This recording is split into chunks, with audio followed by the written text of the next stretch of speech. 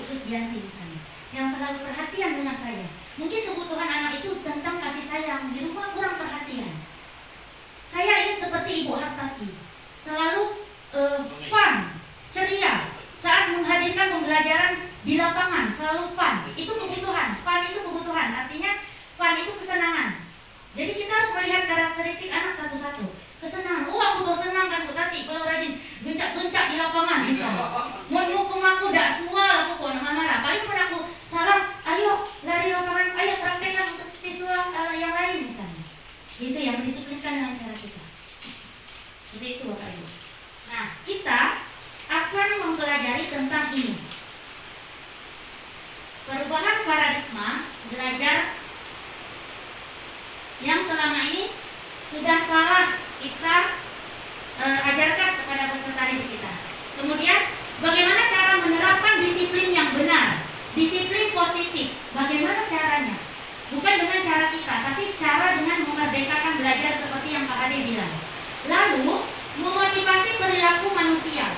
Seperti apa kalau tidak disiplin, ya aku saya dengarkan dia ini tidak akan mungkin mereka tidak diajarkan disiplin, tidak mungkin diajarkan tetap. Tapi harus ada perilaku motivasi yang timbul dari dalam diri mereka, yaitu motivasi intrinsik, bukan motivasi eksternal. Jadi kesadaran dari mereka bahwa disiplin itu penting untuk keselamatan, penting untuk kesejahteraan, untuk kebahagiaan, untuk kesehatan mereka. Bukan disiplin itu aturan. Saya merekam tapi tidak akan saya bagikan videonya satu-satu.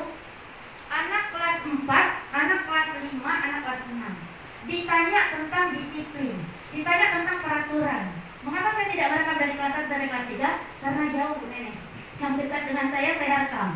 Jadi saya tanyakan dengan anak-anak, ketika Ibu mengeluarkan kalimat peraturan, apa yang ada di benak kalian? Tidak bebas. Ibu, pening. Iya udah rajin Bu, dia teratur. Dikekang gitu Bu, payah Bu, macam terjepit gitu. Tidak bebas kamu Bu, jangan aku ada peraturan. Peraturan tetap ada, tapi kita menjalankan harus menumbuhkan motivasi dan motivasi perilaku manusia. Motivasi itu ada 3, nanti kita pelajari. Setelah belajar ini juga selesai, kita akan tahu kebutuhan dasar anak itu apa kebutuhan dasar. Kalau kebutuhan dasar anak ini butuh kasih sayang, kita kasih kebutuhan dasar anak ini kebebasan, itu tidak akan sampai. Anak ini butuh kebebasan, tapi kita kasih butuh kebutuhannya kita pahami sebagai kasih sayang, itu tidak akan sampai, tidak akan merubah anak itu. Selalu pasti paling-paling ibu gini, melakukan lagi kesalahan gitu. Jadi kita harus pahami dulu kebutuhan dan posisi kontrol kita. Kita itu ada posisi kontrolnya Bu, 5 posisi kontrol yang akan nanti saya pelajari. Kemudian kita melakukan restitusi. Apa itu restitusi? Yang tadi saya awal-awal menggunakan masker, menegur dengan pilihan-pilihan. Restitusi, bukan ngapu tidak pakai masker, pakai masker kok. Tidak seperti itu Bu. Tapi restitusi, panggil dia, ajak dia duduk. Kapan dia santai duduk? Kakak, Ibu tahu Kakak sering tidak pakai masker. Kakak tahu tidak kelakuan kakak itu benar tidak? Kita tanya, kita dalam istilah merubah paradigma teori kontrol itu, restitusi itu adalah bukan kalah menang, tapi menang-menang. Jadi anak-anak itu tidak ada yang salah Bu. Semua menang, semua harus benar. Sekalipun dia melakukan kesalahan, pasti ada tujuan. Entahkah itu mencari kasih sayang dari kita, entahkah itu nyari perhatian dari kita. Seperti itu ya Bu. Nanti kita dalami lagi restitusi. Kemudian keyakinan kelas dan segitiga restitusi. Segitiga posisi kontrol restitusi dan segitiga restitusi, maksudnya nanti ada urutannya. Keyakinan kelas, keyakinan kelas saya akan memberi PR kepada Bapak Ibu, 1 karton, 1 guru kelas. Untuk guru mata pelajaran tidak usah. Kita kan pelatihannya sampai tanggal 18 Januari hari Selasa. Jadi Bapak Ibu buat keyakinan kelas di dalam kelas. Kita jangan berekspektasi bahwa anak itu tahu apa yang kita inginkan kalau kita tidak membuat dulu kesepakatan kelas atau keyakinan kelas.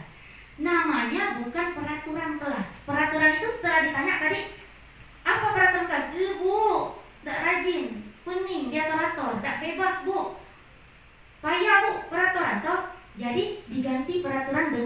keyakinan kelas. Nanti kita buat keyakinan kelas, apa saja keyakinan kelas, saya kasih contoh nanti. Kemudian konsekuensinya, bukan hukuman ya Bapak Ibu. Misalnya datang tepat waktu, menuliskan tidak boleh jangan terlambat. Keyakinan kelas itu tidak boleh ada kata negatif di dalamnya. Tidak boleh ada kata seolah-olah kita merintah, mendikte anak-anak, itu tidak boleh. Jadi keyakinan kelas itu atau kesepakatan kelas datang tepat waktu. Konsekuensinya apa? Harus dikasih konsekuensi kepada mereka. Bukan hukuman. Kalau hukuman datang tepat waktu, push up 5 kali, misal kalau pelajaran olahraga. Berdiri di depan. Datang, dia terlambat nih 5 menit. Berdiri kau di depan. Benar tidak Ibu? Itu disiplin menurut cara pandang kita. Kita tinggalkan.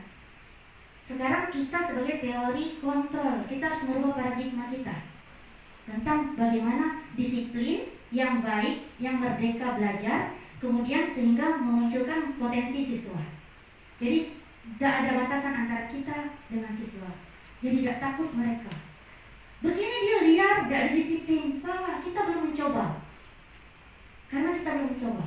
Jadi memotivasi mereka biar muncul secara internal dari diri dalam diri mereka dilakukan secara berulang-ulang. Agi juga melakukan kesalahan. Terus Bu, terus saja.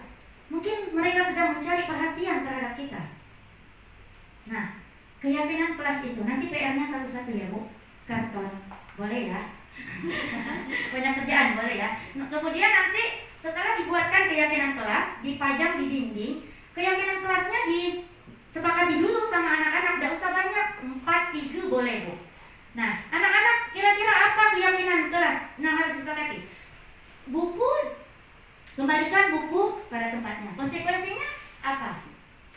Kalau bukunya hilang kan, kita susah belajar. Nah, itu konsekuensinya. Bukan, kalau buku hilang, minta ganti buku. Garang itu Bu.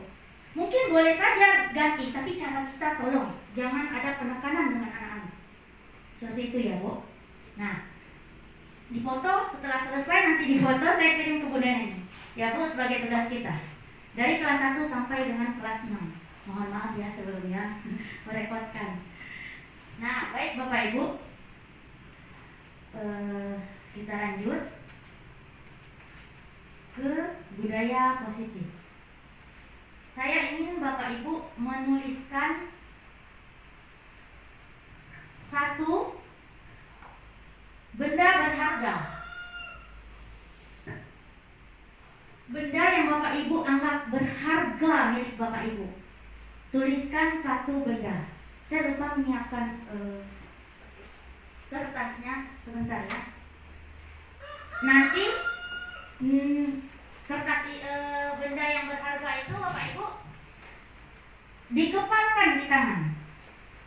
Boleh dibagi-bagi, ditulis, dikepalkan di tangan. Benda berharga, tulis dulu. Entahkah itu sebuah permata, emas atau uang 1 miliar mungkin. Kemudian Bapak Ibu genggam.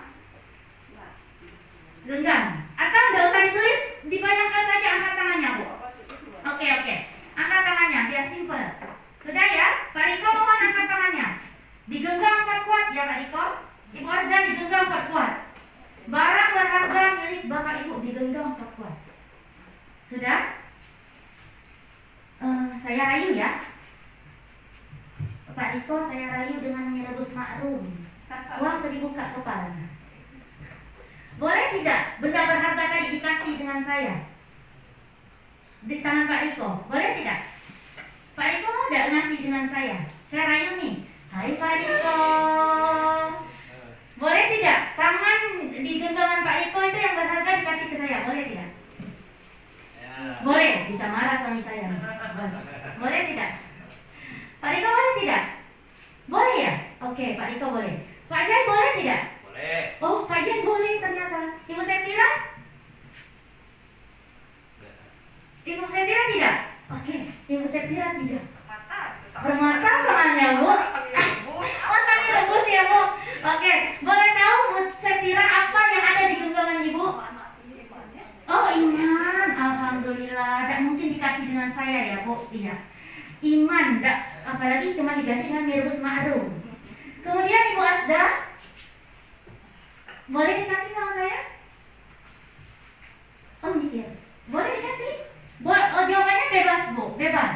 Ini tidak akan menyalahkan atau menyudutkan Ibu. Ini kita sama-sama belajar. Pokoknya di ruang merdeka belajar tidak ada yang salah, semuanya benar. Oke? Boleh dikasih Bu? Ragu. Ragu beliau. Boleh Bu? Boleh tidak? Tidak apa-apa. Boleh. Oke, kalau Bu Hartati? Tidak. Ah, pintar. Tidak ya Bu? Oke. Kalau Ibu Susdianti? Yang saya nambah, iya. Boleh diberikan. Karena kalau kamu membutuhkannya, saya. Oh my God, so sweet. Tepuk tangan dong buat Bu Susdianti. Oh ya, kalau saya boleh tahu yang tidak boleh dari Bu Hartati apa ya kira-kira? Oh, benar sekali. Karena cuma satu. Oke, benar. Susah kita nanti ikut webinar ya Bu. Oke, sip. Kalau Ibu Wasdania, maaf, Ibu Mulyani, boleh ya Bu. Alhamdulillah. Aduh Ibu Iin, boleh nggak? Balik dulu, boleh. Oke. Sebelum pulang, Ibu Iin boleh tidak digenggam, dikasih sama saya? Enggak. Apa kira-kira itu? Digenggam. Suami? Suami pasti. Oke. Iya Ibu, suami anak. Iin, makasih ya. Iya. Sip. Oke. Makasih ya, lanjut ya. Iya. Ya. Bapak Ibu ada yang boleh, ada yang tidak.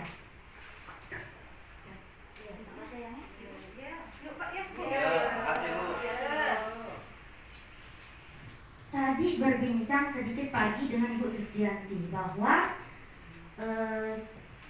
kita tidak bisa orang tuh apa kata gitu, betul Ibu ya tadi masalah gelas ya Bu. Jadi tidak berani jual gitu. Sama seperti yang saya tanyakan ke Bapak Ibu. Ada yang boleh, ada yang tidak. Ini menurut Ibu Hartati berharga, menurut Ibu saya kira berharga, kekeh. Menurut Iin juga gitu. Tapi ada juga yang boleh. Nah, disinilah perubahan paradigma stimulus respon lawan teori kontrol. Bisa tidak kita mengontrol seseorang, Bapak Ibu? Tidak bisa kan? Saya mencoba untuk mengontrol Ibu Hartati. Beliau mengatakan, tidak mau saya, ini HP saya. Ibu saya kira ini iman saya, tidak boleh dikasih saya. Berarti kita tidak bisa mengontrol seseorang. Kita ganti paradigma stimulus respon. Ini yang salah. Berubah menjadi teori kontrol. Kita mencoba mengubah orang agar berpandangan sama seperti kita. Itu dulu paradigma kita sebelum belajar. Jadi artinya kita merubah orang disiplin, datang tepat waktu, boleh tidak? Apalagi kita tidak memiliki kewenangan, kebijakan, apalagi kita tidak memiliki bukan pemangku kepentingan yang disebut oleh Ibu Eka Nugra dan Ibu Neneng kepada saya ya. Saya selalu merefleksi diri, bukan kepada Bapak Ibu. Nah, saya selalu mungkin kita mengubah orang lain berpandangan sama seperti kita. Karena kita datang pagi, jadi orang lain harus datang pagi. Kita bukan pemangku kebijakan. Untuk apa? Untuk budaya positif yang ada di lingkungan kita. Biarkan kepala sekolah yang bekerja. Biarkan kewenangan kepala sekolah yang bekerja. Kita tidak bisa merubah seseorang untuk datang sama seperti kita. Mungkin motivasinya belum muncul karena sehingga dia datangnya terlambat. Belum motivasi internal, mungkin motivasinya baru eksternal. Nah, seperti itu ya Bapak Ibu. Kita ganti. Kita berusaha memahami pandangan orang lain tentang dunia. Oh, mungkin ini kendalanya. Oh, mungkin di sini. Oh, mungkin kena ini. Sudah, biarkan pemangku kebijakan yang bekerja. Seperti itu Bapak Ibu ya. Agar budaya positif di lingkungan kita tetap terjaga. Kemudian perilaku buruk dilihat sebagai suatu kesalahan. Sama seperti murid kita. Murid tadi sama. Kita stimulus respon berpandangan sama seperti kita. Padahal seharusnya di teori kontrol memahami anak dulu tentang dunia mereka. Nah, sama ini. Perilaku buruk dilihat sebagai suatu kesalahan. Anak yang salah aja terus. Bill Gates yang nakal aja terus. Salah melakukan kesalahan, salah aja terus. Dia nakal aja terus di kelas. Padahal dia memiliki tujuan. Di rumah mungkin tidak mendapatkan kebebasan, di rumah mungkin tidak mendapatkan kebutuhan kasih sayang sehingga mencari perhatian kita di dalam rumah sekolah. Nah, orang lain bisa mengontrol saya, itu stimulus respon. Hanya Anda yang bisa mengontrol diri Anda. Hanya kita yang bisa mengontrol diri kita. Seperti Ibu Tanti dan Ibu Tira, hanya kita yang bisa mengontrol diri kita. Jadi, saya bisa mengontrol orang lain. Tidak boleh, Bu, saya bisa mengontrol orang lain. Anda tidak bisa mengontrol orang lain. Teori yang benar adalah teori kontrol. Tidak bisa kita mengontrol orang lain. Pemaksaan ada pada saat bujukan gagal. Pemaksaan, anak dipaksa mandi, anak dipaksa muat ini, dibujuk-bujuk gagal akhirnya dihukum, itu tidak boleh. Kolaborasi dan konsensus menciptakan pilihan baru, seperti restitusi tadi. Oke, sekarang nak kau gimana? Kau melakukan kesalahan, itu restitusi. Kolaborasi dan konsensus menciptakan pilihan baru untuk anak-anak tadi. Model berpikir menang kalah, anak-anak ada yang salah, benar semua. Cuman penanganan kita yang belum. Jadi harusnya teori kontrol model berpikir menang-menang. Stephen ahli mengatakan, kalau kita ingin merubah seseorang, kita harus merubah dulu cara pandang kita. Tidak bisa juga merubah seseorang, ya sudah, kita nggak punya kewenangan. Kita rubah dulu diri kita. Motivasi kita harus dari dalam. Begitu juga dengan anak-anak. Kalau kita ingin merubah diri kita ke anak-anak, berarti kita harus jadi teladan yang baik di dalam kelas. Seperti itu ya, Bu. Sudah tahu perubahan paradigma stimulus respon lawan teori kontrol. Teori kontrol yang paling benar, merubah cara pandang kita terhadap dunia, memahami teman di lingkungan sekitar, bukan menurut apa yang kita inginkan. Nah, sekarang makna disiplin mungkin bisa dicari di Google. Saya lanjutkan. Disiplin itu bahasa latinnya artinya belajar. Kalau mendengar kata disiplin capek ya. Nah, tapi harus, disiplin harus. Cuman motivasinya dari apa dulu? Begitu juga dengan anak-anak. Teori motivasi perilaku manusia. Nah, motivasi yang paling ideal adalah nomor 3. Tersembunyi, nanti saya bagikan. Untuk menghindari ketidaknyamanan hukuman, muncul pertanyaan pada anak-anak, apa yang akan terjadi apabila saya tidak melakukannya? Itu masih motivasi eksternal. Oh, kalau aku tidak masuk pagi-pagi akan ada dimarahi Pak Yai, dihukum di depan kelas. Lah mulai di macam gitu. Oh, kalau aku tidak mau tugas, besok ditambah pula tugas dari Pak Riko. Lah mulai di macam gitu. Itu motivasinya masih eksternal. Ketakutan dengan hukuman, bukan dari dalam diri dia sendiri, bukan. Nah, yang paling ideal nomor 3 nanti. Kemudian untuk mendapatkan imbalan dari orang lain, muncul dalam diri mereka bertanya, apa yang akan saya dapatkan apabila saya melakukannya? Nih, yang pintar-pintar. Hore, kau benar, kau menang. Besoknya lagi, ih bagus anak ibu, dihukum dengan penghargaan. Itu bagus anak ibu dihukum. Sebenarnya kita mau hukum dengan penghargaan bagi mereka, Bapak Ibu. Coba kalau ada kita di dalam kelas, mulai tebar liar, karena motivasinya bukan internal, eksternal. Dihukum dengan penghargaan. Jadi tidak boleh dikasih penghargaan. Semua anak itu benar. Itu. Nah, yang paling ideal kita munculkan motivasi perilaku manusia untuk anak-anak nomor 3.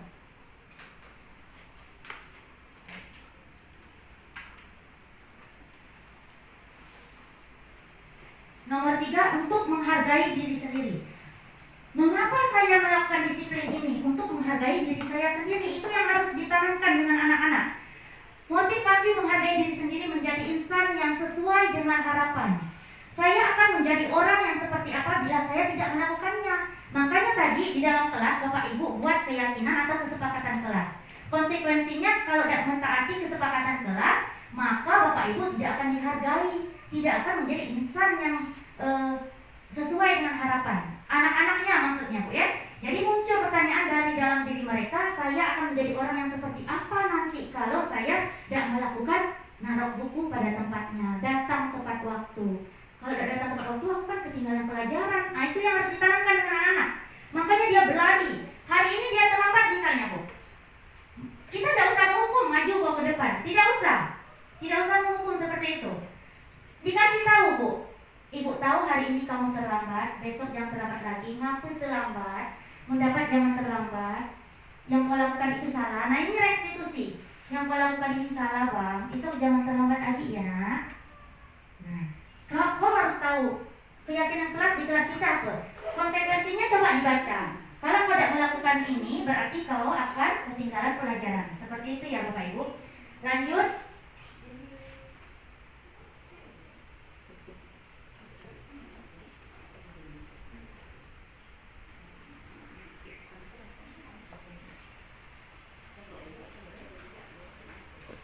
Merdeka belajar menurut iya sih. Merdeka belajar menurut KHD adalah merdeka itu artinya tidak hanya terlepas dari perintah. Jadi tidak usah kita cekok merintah ini tidak usah, tetapi juga cakap dalam memerintahkan diri sendiri dengan konsekuensi tadi, dengan kesepakatan kelas tadi. Sadar betul dia, termotivasi dari internal dalam diri dia, sadar betul. Kalau aku melakukan kesalahan ini, konsekuensinya ini. Bukan dipaksa dengan kita. Itu menurut KHD. Di dalam kelas kita akan melakukan peraturan, kita buang Bapak Ibu di lingkaran. Kemudian kita buat keyakinan kelas akan menjadi lingkungan positif lalu budaya positif.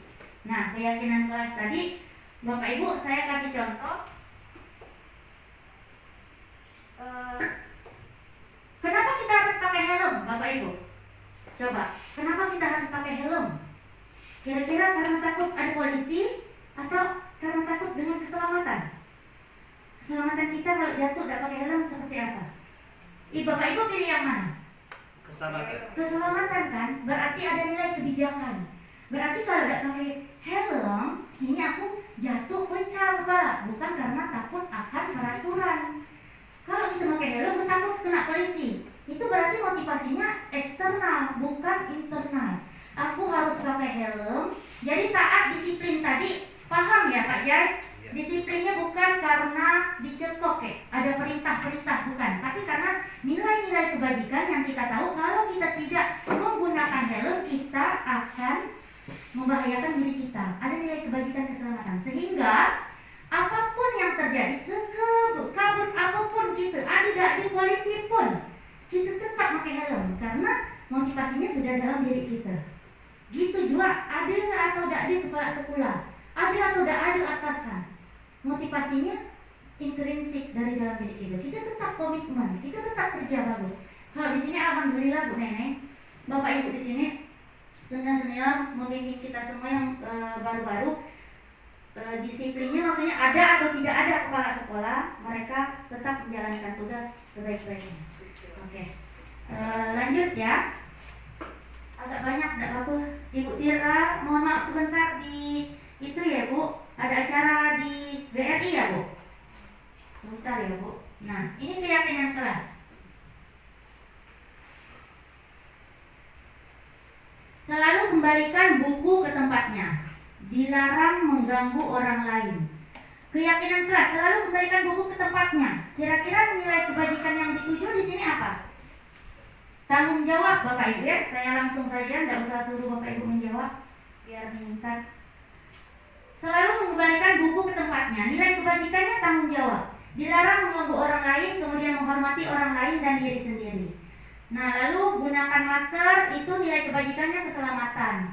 Kemudian ada juga berganti atau menunggu giliran, itu menghormati orang.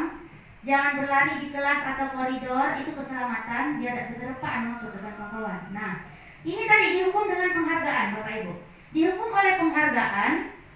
Penghargaan itu tidak efektif. Kau murid yang bagus Ibu beri hadiah, tapi murid yang tidak bagus tidak diberi. Apa perasaan murid yang tidak bagus tadi coba? Sedih bukan? Nah, jadi karena penghargaan, motivasinya karena penghargaan. Wah, pernah dapat penghargaan dari Ibu, jadi aku harus bagus. Kini kelas 6, ibu gurunya tidak memberi penghargaan misalnya, motivasinya turun, berubah. Jadi penghargaan itu tidak kurang tepat ya Bu. Lanjut, kebutuhan dasar tadi. Ini kebutuhan dasar.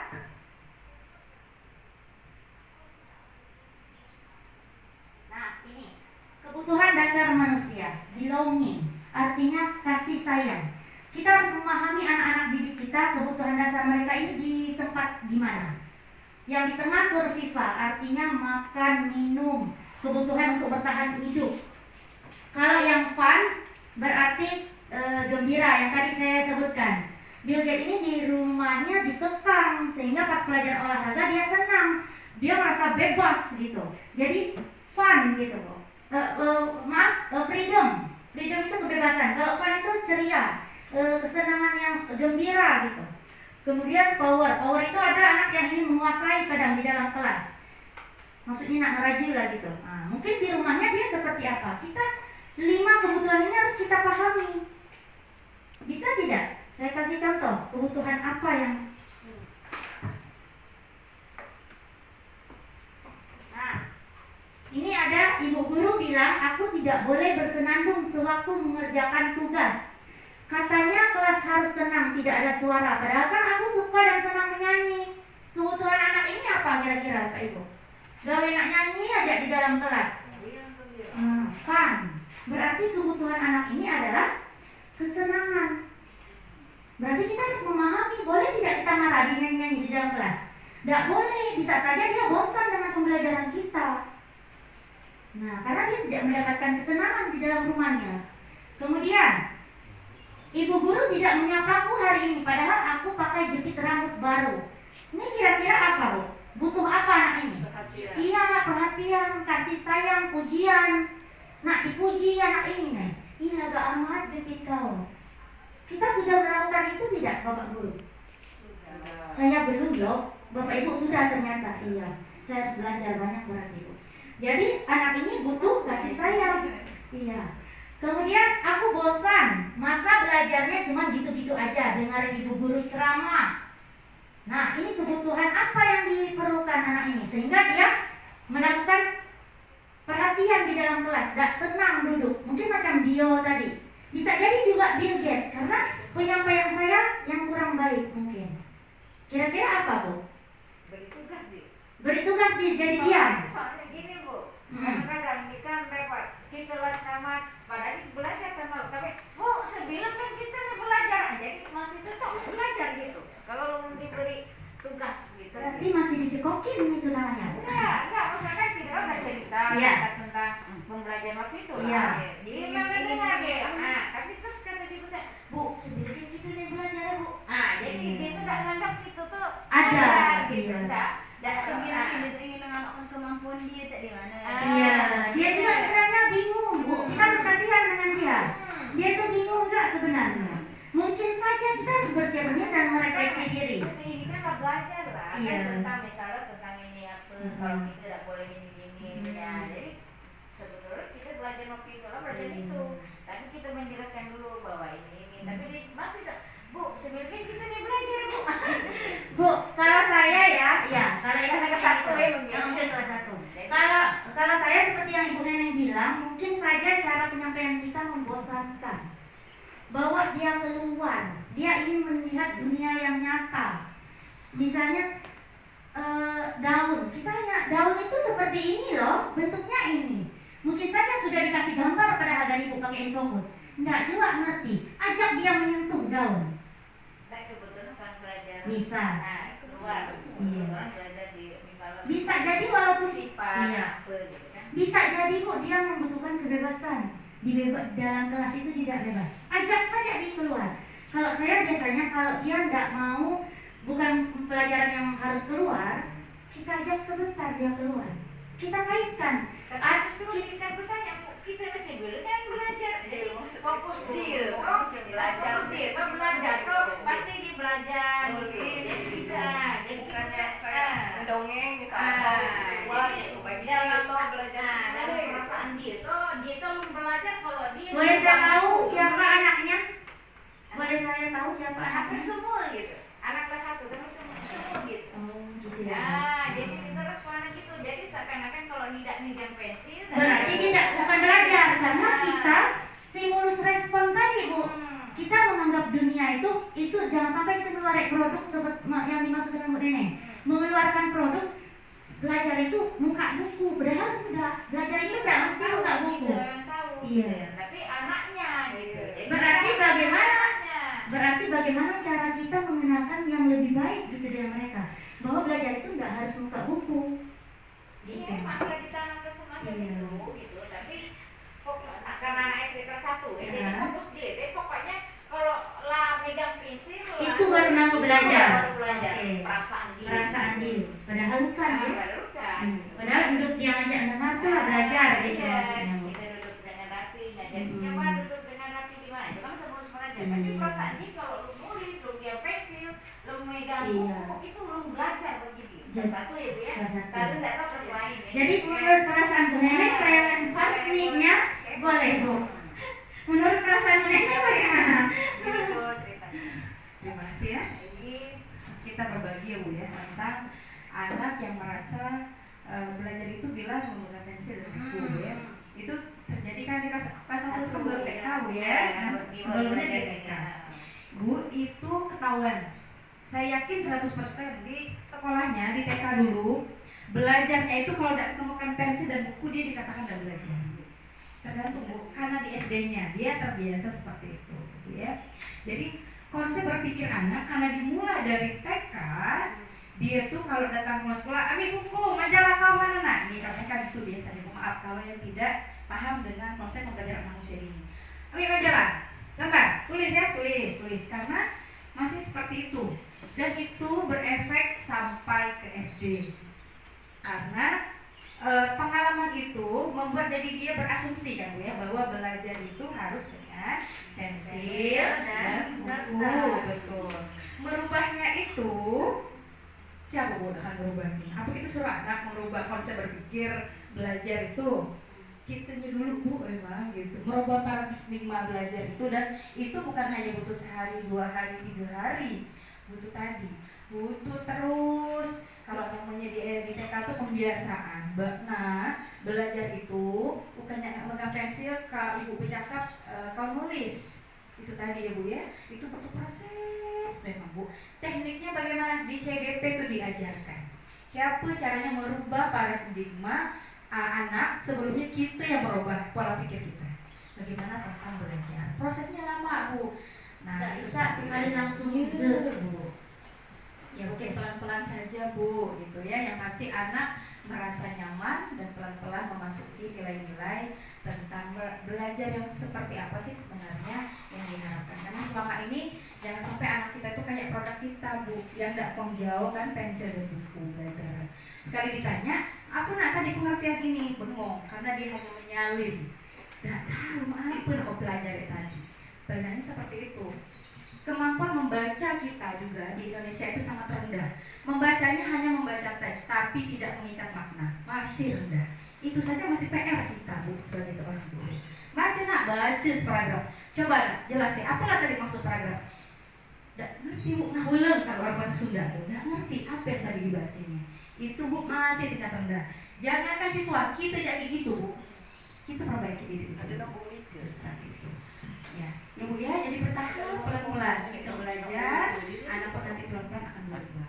Sehingga konsep diri mereka belajar itu nggak harus dengan buku dan pensil. Benar sih benar, pensil dan buku itu bisa mengikat makna, benar Bu. Tapi ada proses belajar yang menyenangkan lainnya yang bisa didapatkan oleh anak. Nggak butuh waktu 1 atau 2 hari. Berlama-lama. Oke ya Bu, bisa terpuaskan Ibu Septira dan Bu Mulyani? Nanti CGP selama ini gitu kan sering gitu kan. Kalau dia Bu malah ya kita belajaran ini ya ini. Kenapa sebab difokuskan di belajar menulis itu biar dikenal huruf. Jadi usahakan sambil ngejar huruf ya. Misalnya nulislah ini, dia sambil nulis memperbaiki tulisan dia sambil membaca gitu. Oke, baiklah Bu, saya bahas dia menulis dan membaca. Bu, anak kita yang dilakukan dengan mendikte itu masih belajar dengan seperti kolonial. Bu, kita berbeda sekarang. Belajar teknik mengenalkan huruf dan angka itu sudah dengan hal yang menyenangkan, gitu Bu. Kami mengenalkan huruf A, B, dan C itu dengan permainan yang dia ada makna di sana.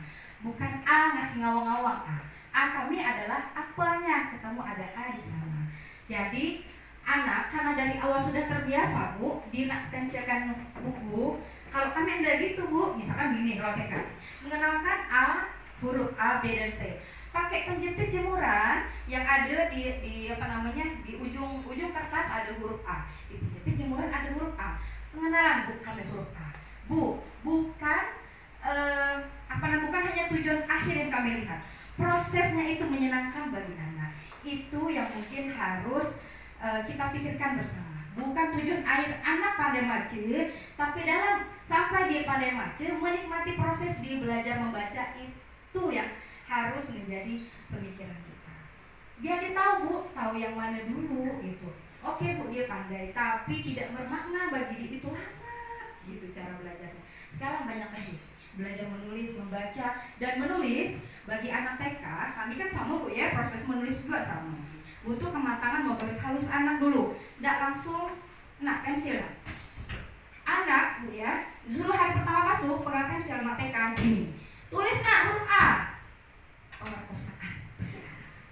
Kami belajar Bu psikologi anak. Maka apa yang kami lakukan adalah melenturkan jari tangan anak.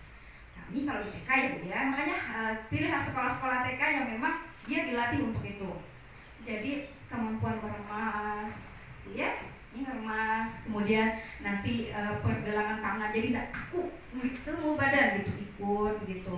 Kemudian nanti baru menjepit, itu kemampuan motoriknya bertahap sampai nanti dia pandai megang pensil, hanya jari yang bergerak, tidak seluruh tubuh bergerak. Jadi perlu proses dan itu perlu ilmu. Nah sama, jadi mudah-mudahan si anak-anak yang di sini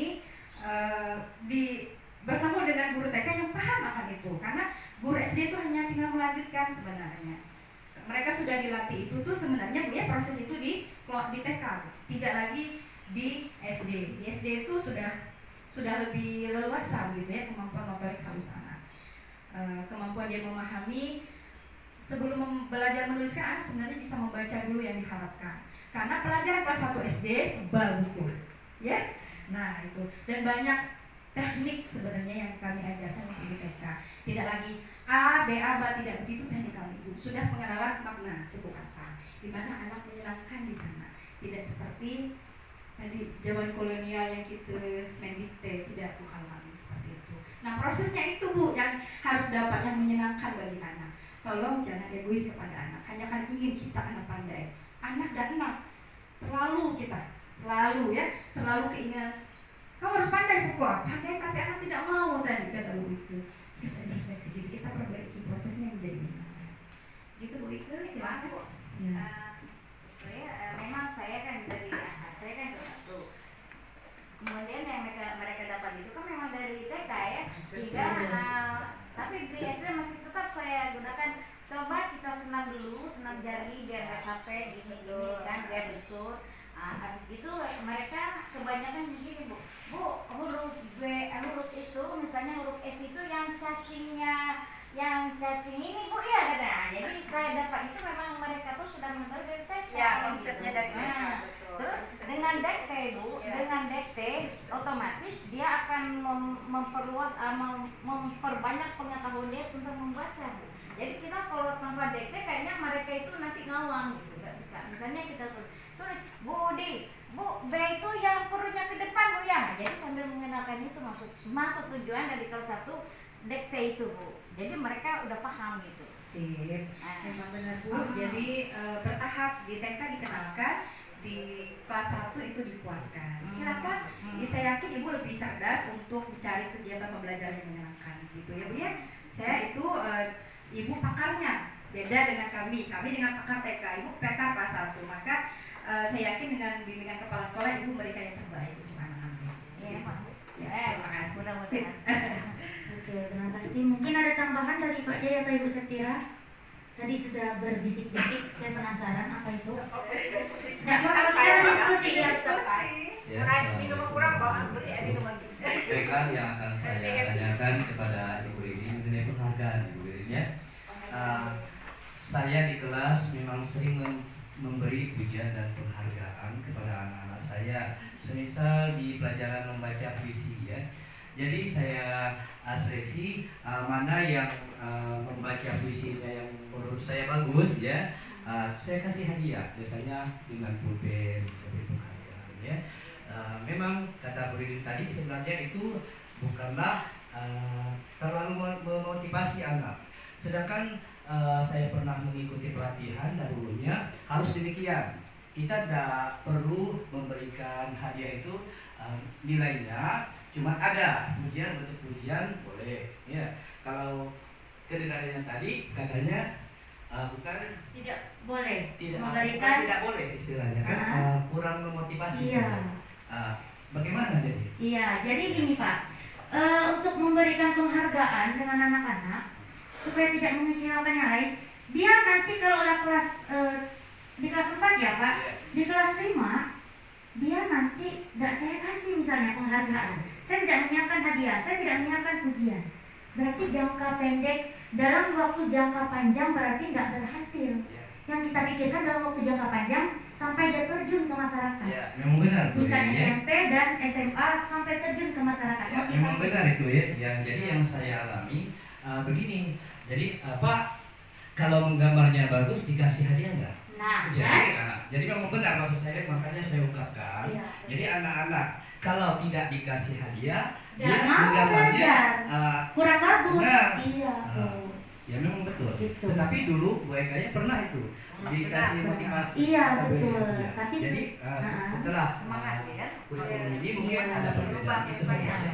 Jadi perubahan paradigma stimulus Iya. respon dengan teori kontrol tadi. Kita Iya. harus berubah menjadi teori kontrol ya Pak. Iya. Bahwa penghargaan itu menghukum secara tidak efektif jadi dikasih Iya. dengan anak-anak. Penghargaan betul ya Bu Susiati. Nah begitu juga kita harus misalnya uang nak datang tepat waktu, fingerprint biar tidak dipotong fingerprint aku. Motivasinya jangan dari situ, dari dalam sini intrinsik. Kalau aku tidak datang telat, efeknya murid aku harus ada konsekuensi dari murid aku akan terlambat. Itu harus dimunculkan. Sama halnya seperti dengan murid tadi. Tidak boleh adanya penghargaan. Mereka akan dihukum dengan penghargaan. Seperti yang Bapak bilang, tidak diberi hadiah, tidak diberi hadiah juga. Naik ke kelas 5, Ibu Ririn tidak menyiapkan hadiah, malas. Jadi motivasinya rendah, nggak tapak kelas Bapak. Ke SMA, SMP-nya kini tidak ada gitu. Jadi kita mengerjakan sesuatu yang bagus nggak karena hadiah, gitu Bapak Ibu ya. Oke, bisa dipahami ya. Tepuk tangan buat yang aktif, sangat luar biasa kita hari ini. Tepuk tangan dulu Bapak Ibu. Oke, saya lanjutkan ya, masih ada sedikit 5 posisi kontrol. Masih sedikit lagi ya, boleh Ibu Ira. 5 posisi kontrol kita sebagai seorang guru. Nah, motivasi identitas gagal, ada identitas berhasil atau sukses, kemudian identitas berhasil dan sukses tapi kontrolnya dari diri, bukan dari luar. Nah, guru berbuat apa? Guru sebagai penghukum. Ini yang dilakukan guru. Menghardik, menunjuk, menyakiti, menyindir. Kau datang terlambat, berdiri kau di depan. Menghardik. Ada ya di kelas, nih gawe datang kesiangan, menyindir. Oh iya Bu, makasih Bu. Semangat. Semangat. Si bebas ini. Iya Bu, makasih Bu. Menyakiti, ada yang menyindir, ada ya datang di kelas ini yang rajin datang terlambat, itu kita menyindir.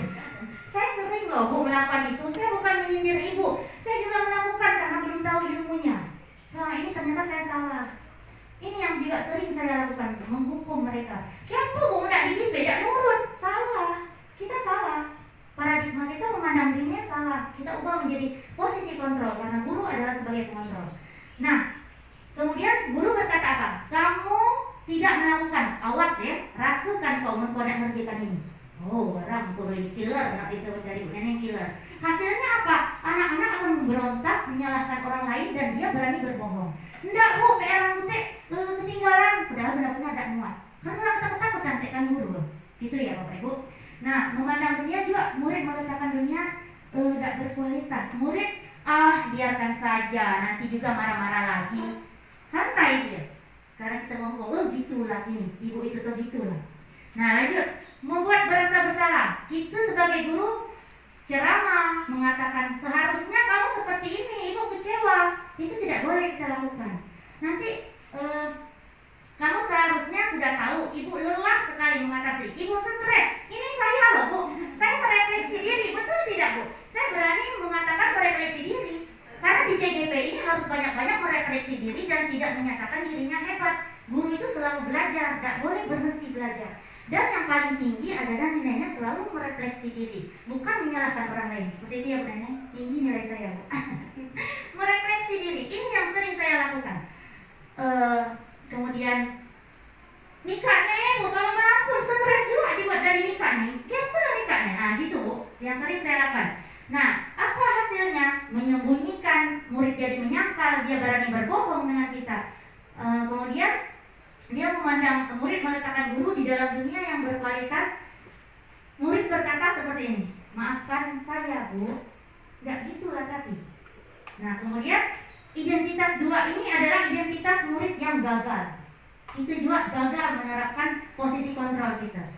Identitas yang berhasil yang seperti apa? Mengharapkan imbalan atau tergantung orang lain. Kita sebagai teman boleh dalam hal tertentu ya Bu, kita sebagai teman, tapi kadang-kadang tidak diperbolehkan juga. Lihat kondisinya maksudnya.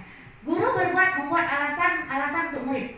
Kata guru gini, ayolah lakukan demi ibu. Lah kone, tolonglah ibu angkat bangku. Masa kau gitu kan ibu? Ibu kan bisa membantu kau lah. Gerai mana? Mau diangkat di bangku, tapi kena kamu tati, kasar kena angkat begitu.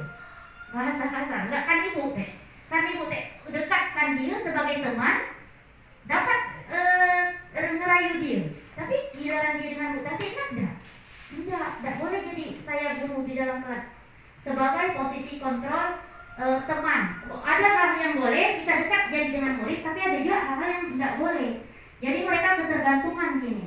Kemudian berpikir Bapak Ibu sebagai teman, oh gitu ya Bapak Ibu sebagai teman. Nah identitasnya akan berhasil dalam tertentu berhasil. Kemudian sebagai pemantau, menghitung dan mengukur. Guru menghitung dan mengukur. Guru berkata, apa peraturannya? Kau kan nggak tahu peraturannya apa. Nah murid mulai merasa diawasi. Hasilnya diawasi teruskan peraturan. Ibu kan ini bukan peraturan. Nah, seperti itu. Berapa banyak bintang yang harus diperoleh dia misalnya? Tempel bintang, kayak Pak Jaya yang bilang. Dapat hadiah sekian, menggambar bagus.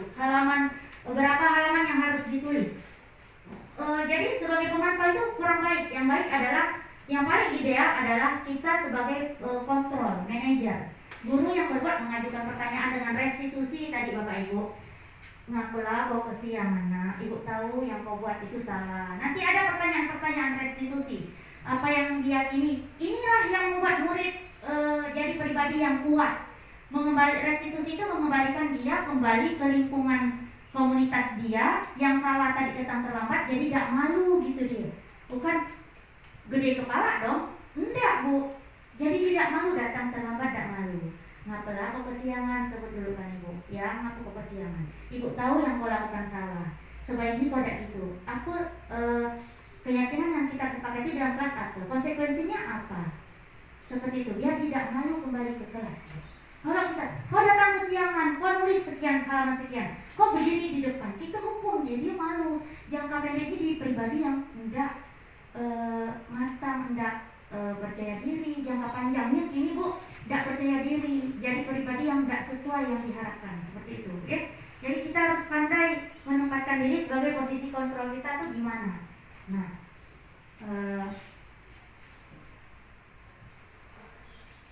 ada beberapa. Ini segitiga restitusi Bu. Tadi menstabilkan identitas. Pertanyaannya, berbuat salah itu manusiawi. Tidak ada manusia yang sempurna. Itu kata kita Bu ya. Beritahu dengan murid, Bapak Ibu juga pernah berbuat salah. Kita pasti bisa menyelesaikan permasalahan ini. Bapak Ibu tidak tertarik. Misalnya murid yang bersakat nih, Bapak tidak tertarik mencari siapa yang benar, siapa yang salah. Nah, Bapak juga pernah melakukan hal yang sama seperti yang kamu lakukan. Nah, kamu jangan menyalahkan diri sendiri terus. Jadi apa? Restitusi tadi tawaran dengan murid. Jadi apa kira-kira? Suruh dia berpikir. Bukan kita yang mengendalikan dia. Posisi kontrol. Jadi kau harusnya gimana? Kau melakukan kesalahan. Kau harusnya gimana? Iya Bu, aku tuh harusnya gini-gini. Keyakinan kelas kita kan gini-gini. Bisa dipahami ya Bapak Ibu? Saya agak kebut sedikit, sudah jam siang. Kemudian ini juga ada pertanyaan untuk restitusi ya. Apa nilai yang kita percayai di kelas kita? Apa nilai kebajikan? Kamu ingin jadi anak yang seperti apa? Tanyakan dengan murid. Apa yang kamu rasakan? Kamu dakwah PR, apa yang kamu rasakan? Ketika kamu melakukan itu, kamu menjadi orang yang seperti apa? Coba, dakwah PR jadi orang yang seperti apa? Pandai dijawab sendiri gini Bu. Malu aku, biar teh. Jadi dia tidak jadi pembohong, jujur dia. Tanyakan, karena tidak takut, tidak ada batasan antara kita dengan murid. Jadi tidak takut kita. Dia tahu kita tidak akan menghukum dia, Bu. Jadi dia berani mengeluarkan isi hati dia seperti yang Bu Asda bilang. Merdeka belajar, berani mengeluarkan pendapat seperti yang Pak Zainuddin bilang. Berani mengungkapkan pendapat, tidak takut gitu dia di dalam kelas. Kan guru tadi. Karena kita sudah menerapkan posisi kontrol yang baik, yaitu manajer. Nah, kemudian kita juga menerapkan disiplin yang baik. Intervensi dia dengan pertanyaan-pertanyaan. Jadi kalau saya kasih tugas sebagai sebelum penutup, saya ingin satu Bapak Ibu,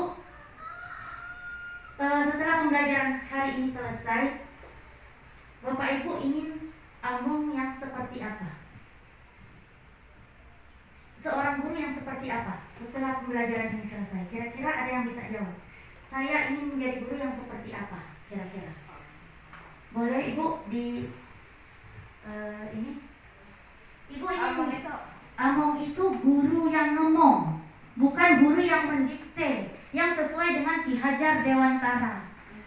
Merdeka itu tidak hanya terlepas dari perintah.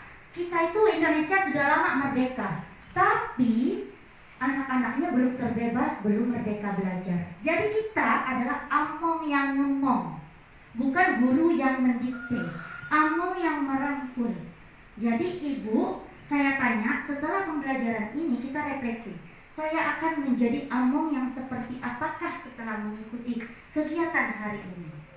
Setelah kita tahu kesepakatan di dalam kelas, disiplin yang benar untuk murid, kira-kira seperti apa? Mungkin ada yang bisa jawab, Pak Riko, Pak Zainuddin, Ibu Sekira, Ibu Rata, ya.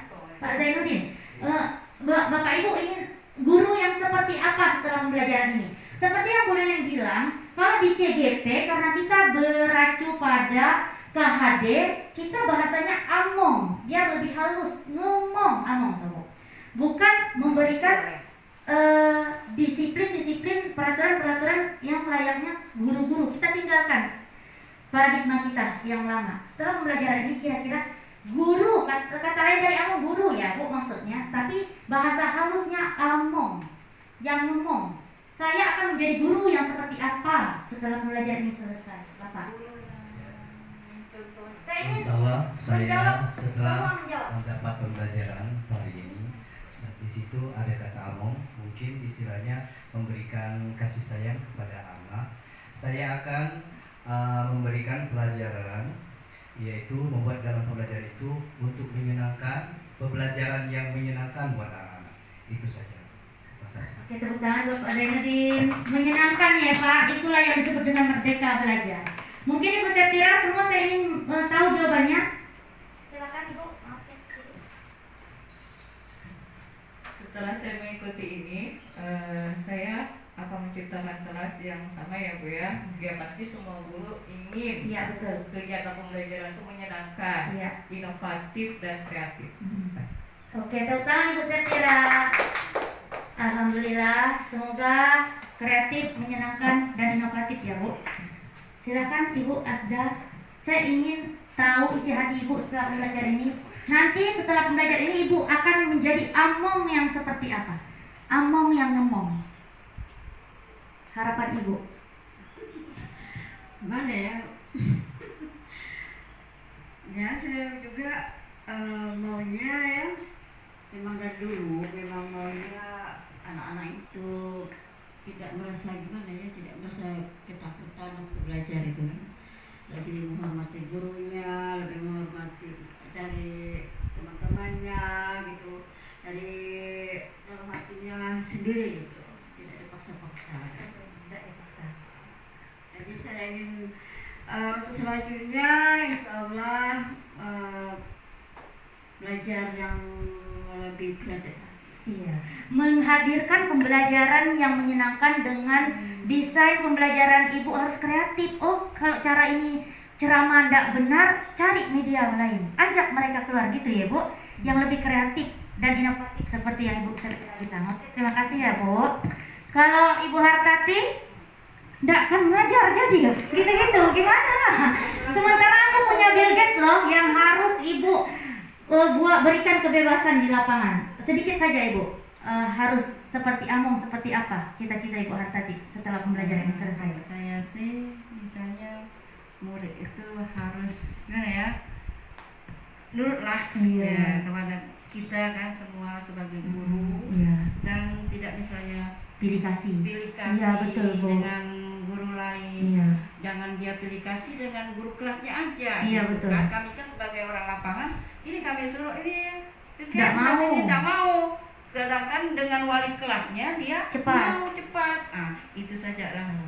Berarti mungkin saja saya kurang memotivasi anak-anak dari dalam diri yang tadi saya sebut, sehingga ada guru mereka campo gitu ya Bu. Begitu aja. Oke. Dan kita juga harus merefleksi diri, Iya. kita harus juga merubah diri. Iya, Kenapa betul. anak-anak itu dengan kita tidak seperti apa? Iya. Mungkin saja kurang dekatan, Iya. Ibu. Mungkin saja Ibu kurang ngomong. Kita harus saling merefleksi diri ya Bu. Iya. Gitu. Terima kasih ya Bu. Oke, silakan Ibu Susdianti. Maaf jadi. Insya Allah ya akan saya rubah cara belajar saya ya, terutama akan membuat pembelajaran di kelas itu dengan menyenangkan. Oke, menyenangkan lah pokok judul kita, biar merdeka belajar sehingga kompetensi belajar Pancasila bisa terwujud ya Bu. Iya. Oke, amin. Terus Pak Riko gimana? Ya, kalau menurut saya setelah workshop ini mungkin saya akan menciptakan suasana di kelas itu agar lebih mudah untuk murid saya untuk belajar.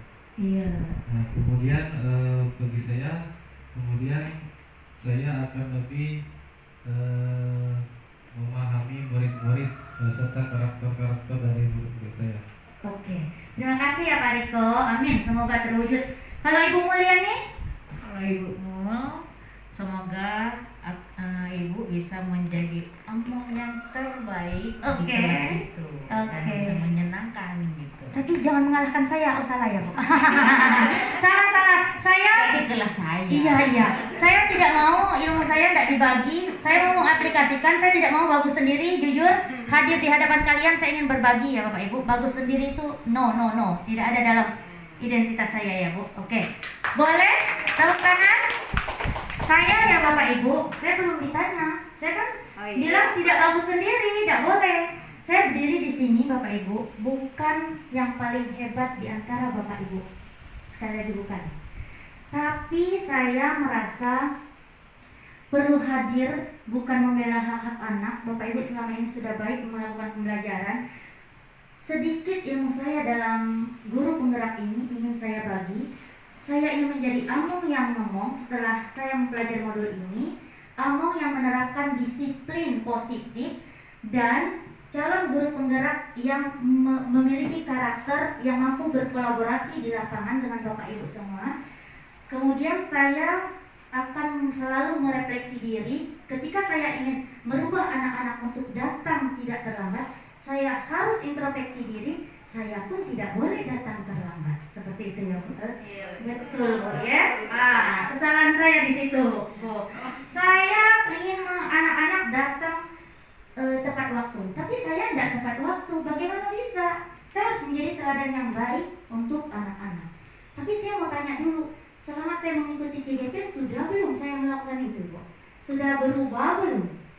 Sedikit demi sedikit. Alhamdulillah. Saya jujur ya Bu, alhamdulillah merubah. Jadi motivasinya alhamdulillah ya Bu. Oke, baiklah, sekali lagi bukan saya yang hebat berdiri sendiri di sini, tapi Bapak Ibu juga berperan aktif menghebatkan saya untuk hadir di depan Bapak Ibu semuanya. Kemudian saya mohon ampun kepada Allah Subhanahu wa taala. Saya minta maaf setulus hati dan sedalamnya kepada Bapak Ibu. Tidak ada maksud untuk mengintimidasi ataupun menyindir ataupun apapun itu menyakiti hati Bapak Ibu. Saya ingin di rumah sekolah kita hadir budaya positif supaya potensi anak-anak keluar dengan tujuan merdeka belajar. Sekali lagi, saya terima kasih kepada Bapak Ibu yang telah menyepakati kegiatan hari ini tepat waktu. Saya akhiri dengan wabillahi taufiq wal hidayah. Wassalamualaikum warahmatullahi wabarakatuh. Jangan lupa PR-nya ya Bapak Ibu, dan fotonya dikirim ke grup kita ya Bapak Ibu. Nanti saya kirim ke Bu Neneng. Oke, terima kasih. Wassalamualaikum warahmatullahi wabarakatuh. Sampai jumpa di modul berikutnya ya Bu. Saya kira makasih maju ke depan mewakili simbolis. Tapi mohon maaf sertifikatnya diambil dulu sebelum tugasnya selesai ya Bu Septira. Nggak apa-apa ya. Sebelum tugasnya selesai nanti dibuatkan dikirim foto Septira dan anak-anak berdiri di kertas kartonnya ya, dipoto. Lalu nanti baru aku berikan Ibu Septira. Oke. Insya Allah katanya Bu Neneng. Insya Allah agak getar ini Insya Allah. Bu Tira maaf ya. Oke. Oh nggak punya Tira biar sambung maksudnya kan guru-guru lain. Oke. Ada simbolis juga foto. Dokumentasi di foto. Ibu Neneng menyerahkan. Tapi kini kembali aku. Oh begitu ya. Ngerasa dulu soal Bu ya. 1, 2, 3. Benar-benar oh ya. 1, 2, 3. 1, 2, 3. Bu Asda. Yang beragama Jadi wah ini di Oh, bawah. kan itu kan kusum soalnya. Bahasa itu dia. Ayo Pak.